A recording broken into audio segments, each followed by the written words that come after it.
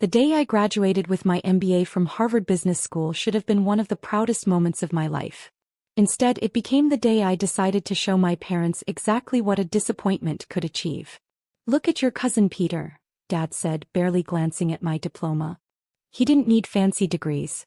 He joined the family business right after high school and now he's managing 3 departments at Wilson Manufacturing." Mom adjusted her designer scarf, bought with money from the same family business that had funded everything except my education. "We just don't understand why you wasted 6 years studying when you could have been learning the real business from the ground up." I looked around at my classmates and their beaming families. Hugs, tears of joy, proud parents taking photos. Meanwhile, my parents hadn't even waited for the ceremony to start criticizing my choices. "I wanted to learn different perspectives," I explained for the 100th time. "Modern business strategies, innovative approaches dash. Different perspectives?" Dad scoffed. "Wilson Manufacturing has been running the same way for 40 years. We're the largest industrial equipment manufacturer in the state. What could your textbooks teach you that generations of real experience couldn't?" I bit back a response about their declining market share, outdated production methods, and the 3 competitors who were slowly but surely eating away at their customer base. I'd analyzed their company for my final thesis, not that they'd bothered to read it when I'd sent it to them. "Even with your degree, you're still a disappointment," Dad declared, checking his watch. "We need to leave early. There's an emergency board meeting about the Thompson contract." The Thompson contract, their biggest client, threatening to leave for a more innovative competitor. Another problem they could have avoided if they'd listened to my suggestions about modernizing their production line. "Go," I said quietly. "I have some job interviews to prepare for anyway." Mom's eyes narrowed. "Job interviews? The position at Wilson Manufacturing is still open. Where else would you work? Somewhere that values new ideas, perhaps." Dad's face reddened. "You ungrateful dash," he stopped himself, straightening his tie. "Fine. Go work for someone else. But don't come crying to us when you fail." They left before the ceremony ended. I sat alone watching other families celebrate, my Harvard diploma feeling heavy in my hands. My phone buzzed. A message from Michael Chin, my former roommate who now worked at one of the largest investment firms in Boston. "Ready to execute Project Phoenix?" I looked at my parents' retreating backs, thought about the detailed analysis I'd done of their company's vulnerabilities, and the plan I'd spent 2 years developing. "Yes," I typed back. "Start phase 1. What my parents didn't know was that their disappointing child had spent the last 2 years not just studying but preparing. While they dismissed my education, I'd been building connections, analyzing markets, and raising capital through strategic investments. Most importantly, I'd been watching Wilson Manufacturing's stock price steadily decline as their outdated methods and resistant-to-change management drove the company toward disaster. They thought I was preparing for job interviews. In reality, I was preparing to show them exactly what their biggest disappointment could do. "Time to see who's disappointed in whom," I muttered, sending another text to Michael. "Initiate the first stock purchase. Keep it quiet." The game was about to begin, and my parents had no idea they'd already made their first move by walking away from their biggest asset, me. Over the next 3 months, I orchestrated the most intricate business strategy of my life. While my parents struggled to keep Wilson Manufacturing afloat, I moved my pieces carefully across the board. The Thompson contract was the first domino to fall. After my parents' failed board meeting, Thompson Industries announced they were taking their $50 million contract elsewhere. Wilson Manufacturing's stock plummeted 30% in a single day. "Perfect timing," Michael said as we watched the numbers drop. Through our carefully constructed shell company, Phoenix Enterprises, we'd been quietly buying shares every time the price dipped. "Your father still won't consider modernizing the production line?" "Just got off the phone with my cousin Peter," I replied, reviewing our latest acquisition reports. Dad called an emergency meeting to announce they're doubling down on their tried-and-true methods. Called modern automation unnecessary expense. 2 weeks later, their second-largest client jumped ship. The stock fell another 25%. My mother called that evening, the first time since graduation. "Are you seeing what's happening to our company?" she demanded. "This is why we needed you to learn the business the proper way, not waste time with theoretical degrees." I muted my phone so she couldn't hear me typing instructions to our acquisition team. Actually, Mom, I think this proves my point about needing to modernize.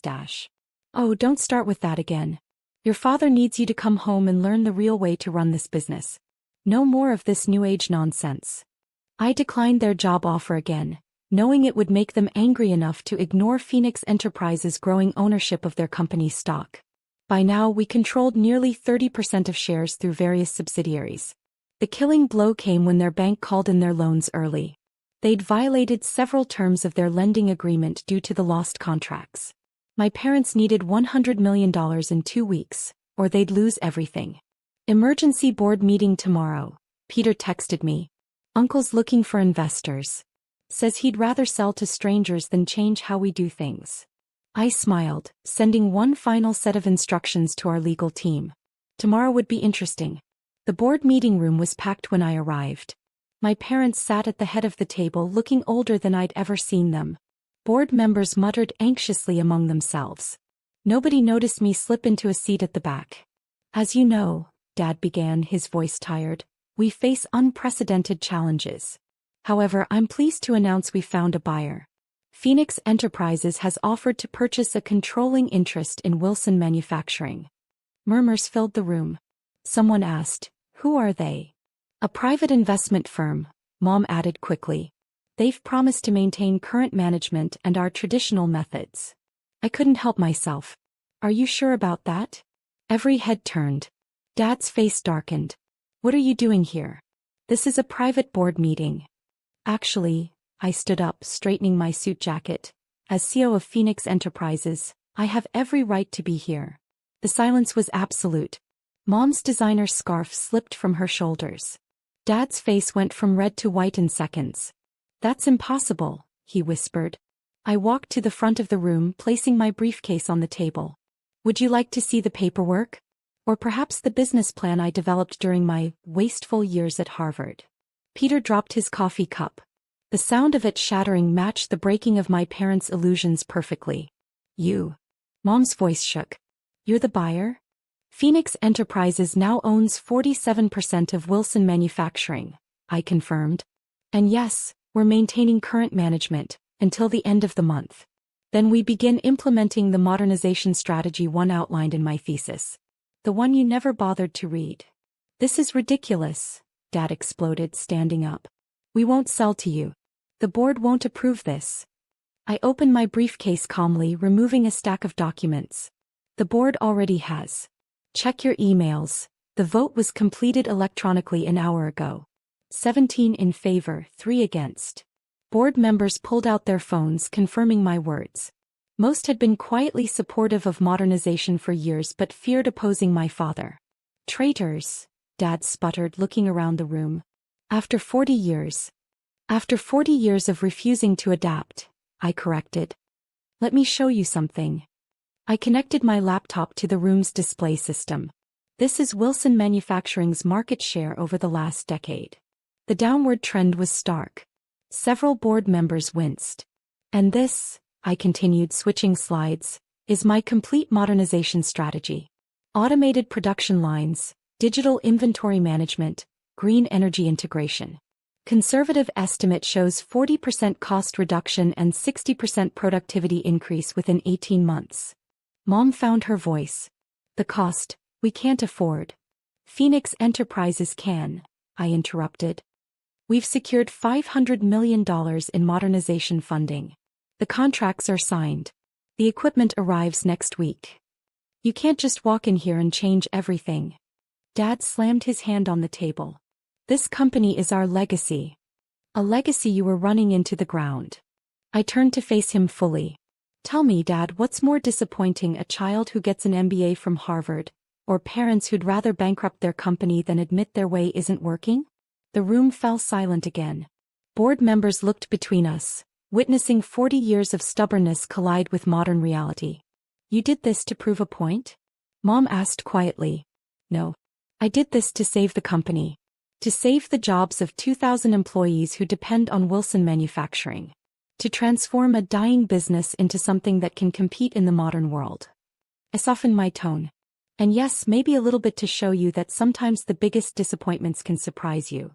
Peter cleared his throat. "The modernization plan, It's impressive, cousin. Will there be training for current management? Of course. I nodded to him. Those willing to learn new methods are welcome to stay. Those who aren't. I looked meaningfully at my father. Dad stood up slowly. You think you can run this company better than me? I already am. I handed him a tablet showing real-time market reactions.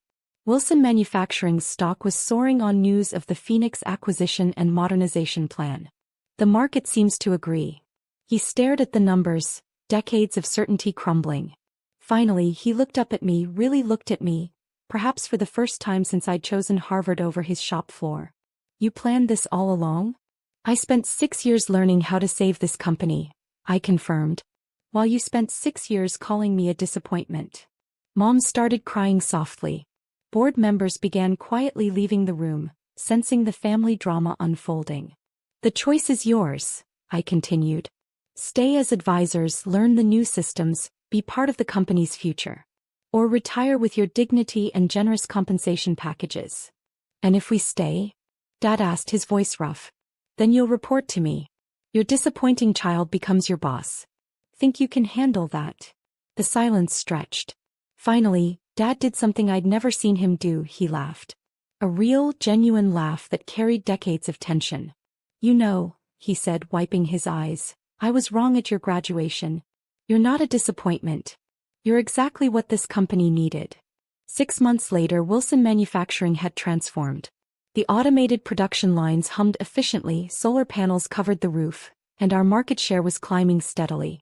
Dad actually attended management training sessions, his initial resistance giving way to genuine interest in modern methods. Mom stopped commenting on my life choices, especially after our stock price tripled. Peter became our innovation director, proving that old dogs could indeed learn new tricks. Me. I kept my Harvard diploma in my new office, right next to a photo from that graduation day when my parents walked away from their disappointment. Sometimes the best revenge isn't proving people wrong, it's proving yourself right. And sometimes the biggest disappointments become the proudest achievements. As for Wilson Manufacturing, we're now the most innovative industrial equipment manufacturer in the country. Turns out a little disappointment can go a long way. Dad still comes to my office every week not to criticize but to learn. And sometimes when he thinks I'm not looking, I catch him showing visitors his child's Harvard diploma with pride. Funny how success can change what disappoints people, isn't it?